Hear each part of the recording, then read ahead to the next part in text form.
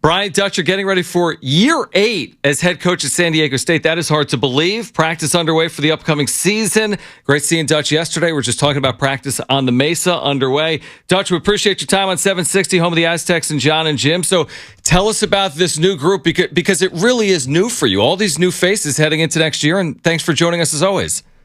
Yeah, it's part of the excitement, John. Got a lot of new guys out there, and they're getting to show us what they're about in early practice, summer practice, and so I'm excited. I like the pieces we've added. We seem to be coming together at a really early stage of the season, and that's exciting. And what excites you the most about this new group that you have with the new faces, like the whole process of it? What excites you about that? Just energy. They got great energy about them. And they got talent. So talent and energy is a great way to start. We've got length that we've had in the past, so that bodes well for our defensive-minded program. And we've got great verbal leadership out of returning players, and the new guys aren't afraid. They're verbal, and they're talking, and that's always a good way to start. So let's talk about some of the players that you have back, Dutch, and we can get into some of the newcomers as well. But I'm thinking about your second-year players. You always talk about how, like, for a freshman forward, it's a huge jump. And Miles Heide made that a year ago. He's getting ready for his second season. Then B.J. Davis a year ago was behind a lot of veteran guards. He's getting ready for his second season. What progress have you seen from those two? Yeah, Miles Heide, the hardest position to play as a freshman is the center position because you're playing on eggshells in high school, and then you get to college, and you're going against Jaden Ledee every day in practice. And so Miles had right into the fire he was last year, and he did a great job, and now you can see his growth as a player, as a young man, physically getting bigger, stronger. And so I'm excited what Miles is bringing this year. BJ, was a little bit overwhelmed as a freshman, like anybody would be. You're going against Lamont Butler, Darian Trammell, two guys that played in the national championship game. And so BJ looks good. He looks like he's caught stride. He's playing with great confidence. And so these are guys I'm sure Aztec fans will say, well, geez, they weren't very productive last year, but they're right on tack to where they're supposed to be. Aztecs fans have been talking about Magan Guth here for a while. It's like the unknown where we haven't seen much from him or much about him, but there's a lot of buzz about his game. What's the expectations for him this upcoming season, and what's his game that fans can be excited about for this upcoming year? Just his versatility. To have that kind of versatility for a guy that's 7 foot tall is pretty rare. And, what that will mean as a freshman, we'll see. But he's got an ability to play facing the basket, attack off closeouts, shoot the ball, and when he's in around the basket, he's hard to deal with at 7 foot. All he's lacking is strength, and he's got more strength than he had a year ago. So we're excited about Magoon. We're excited about what he'll bring to this year's Aztec team. Brian Dutcher with us right now, Aztecs head coach, home of the Aztecs, San Diego Sports 760, and John and Jim. In seeing your freshmen yesterday, they don't look like freshmen. They don't look like I looked when I was a freshman. I know that. I mean, Farrell Compton, Taj DeGorville, David Majok. Tell us about these incoming freshmen and your expectations and how they're fitting in right now. Yeah, I think over the last couple of years, Aztec fans have forgot we used to start some freshmen, whether it was Nathan Mensah for 4 years, Matt Mitchell for 4 years. And these are those kind of freshmen. These are talented freshmen that are definitely going to play and contribute this year. And we'll have an opportunity to maybe crack one of those starting spots as the season goes on. So these aren't your typical freshmen. These are kids that are coming in physically ready. Taj is 6'5" with a 7 foot wingspan. Farrow is 6'7", 6'8" with a 7'4" wingspan. They have length, they have athleticism, and they have strength. How do you feel about your upcoming non-conference schedule to start this upcoming 2024 season? So it's going to be tough. I mean, we're playing in the NIL event, and we'll open that with Texas A&M. After that, I'm not sure what the bracket looks like, but the Texas A&M team that's going to be ranked. We'll play Gonzaga at home, a ranked team, top 5 team. And then you could run into anybody. You could run into Creighton. You could run into Alabama. All those teams are going to be in the NIL event.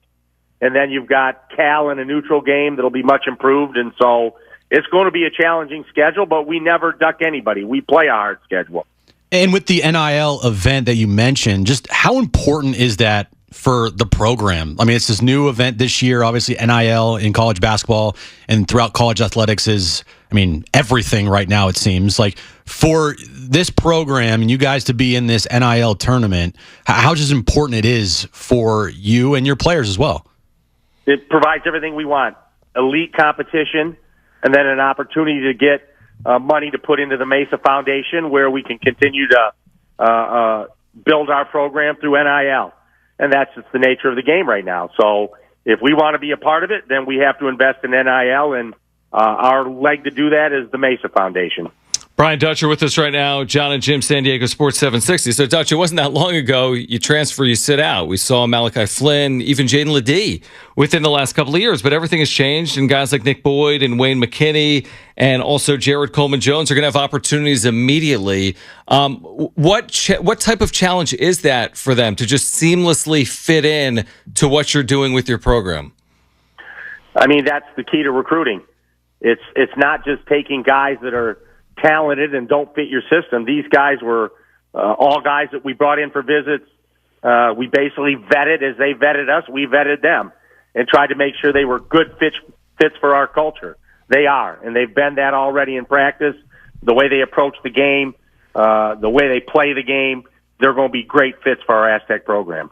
Reese Waters played really well at the start of last season. And then towards the end of the year, he was on the bench, but making contributions off the bench in a six-man role. For this season, Dutch, what's your expectations for him and for the growth of his game? What do you want to see coming into this year? I think Reese's game will expand this year. I mean, it was partially on me to bring him off the bench at the end of the year. It's tough to do. You know, when you're playing those middle minutes, that's always hard.